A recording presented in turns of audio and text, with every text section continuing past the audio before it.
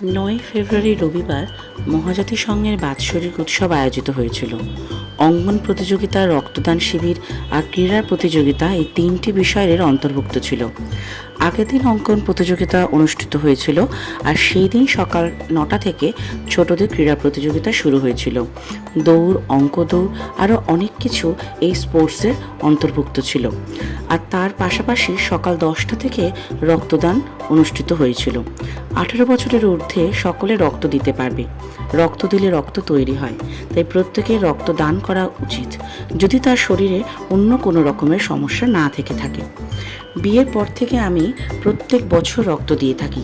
এছাড়া আমার যা, হাজব্যান্ড, দেওর, হাজব্যান্ডের বন্ধুরা, পাড়া প্রতিবেশী অনেকেই এই রক্তদান করেছিল।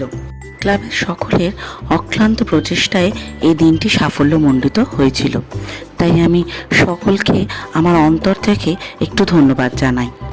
এছাড়া রক্তদান করার আগে দেওয়া হয়েছিল 1 গ্লাস করে গ্লুকন ডি, আর রক্তদানের পর 1 গ্লাস করে গরম দুধ দেওয়া হয়েছিল। সকলের স্বাস্থ্যের দিকটা মাথায় রেখে এই প্রচেষ্টাটা ওনারা করেছিলেন। আর রক্তদান করার পর একটি করে টিফিন দেওয়া হয়েছিল। টিফিনে ছিল একটি করে বিস্কুট, একটা মিষ্টি, কলা, খাস্তা কচুরি, একটা গজা, কেক আর একটা ডিম সেদ্ধ। বিকেল 4টে থেকে ওপেন টু অলের স্পোর্টস আয়োজিত হয়েছিল।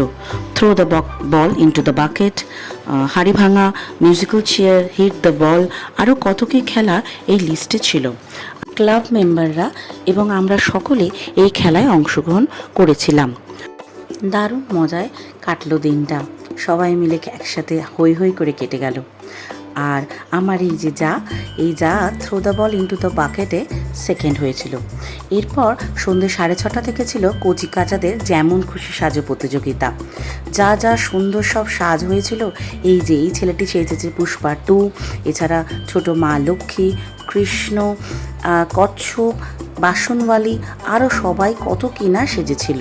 সব শেষে পুরস্কার বিতরণের অনুষ্ঠানটি হয়েছিল।